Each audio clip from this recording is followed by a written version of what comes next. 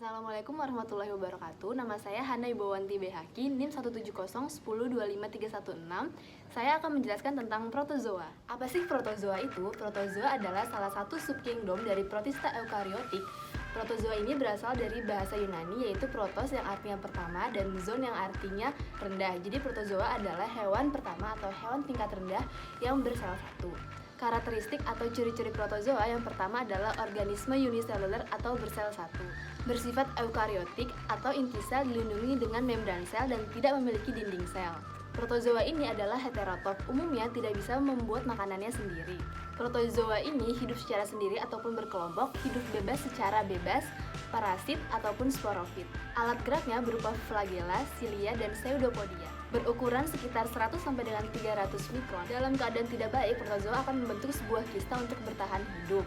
Reproduksi protozoa itu dibagi menjadi dua, yaitu secara aseksual dan secara seksual. Secara aseksual dia akan melakukan pembelahan diri, dan secara seksual dia akan melakukan dengan konjugasi. Klasifikasi protozoa itu ada 4. Yang pertama adalah ciliata. Karakteristik ciliata yang pertama adalah dia memiliki dua bagian inti sel, bereproduksi secara aseksual dan secara seksual. Bergerak dengan silia dan habitatnya pada air tawar yang memiliki banyak zat organik. Bentuk tubuh ciliata ini tetap dan tidak fleksibel. Contoh dari ciliata yang pertama adalah selentor, yang kedua adalah Balantidium coli.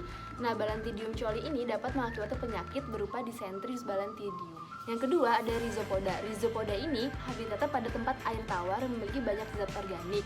Dia bergerak dengan pseudopodia atau kaki semu. Memiliki bentuk yang fleksibel dan sebagian dari tubuhnya terbentuk atas ekstroplasma dan endoplasma. Contoh dari Rhizopoda ini yang pertama ada amoeba dan yang kedua adalah Radiolaria. Selanjutnya yang ketiga itu adalah sporozoa. Sporozoa ini tidak memiliki alat gerak. Reproduksinya secara aseksual dan secara seksual.